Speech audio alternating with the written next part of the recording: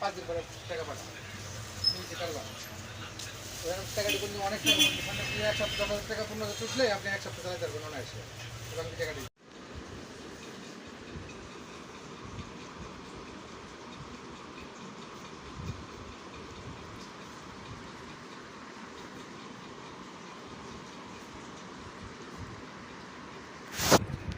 ওর প্রত্যেকদিন মাছ লাগে 2টা করে। পশু পাখিকে ভালোবাসবেন, এটাই একটা দায়িত্ব। সো আল্লাহ হাফেজ।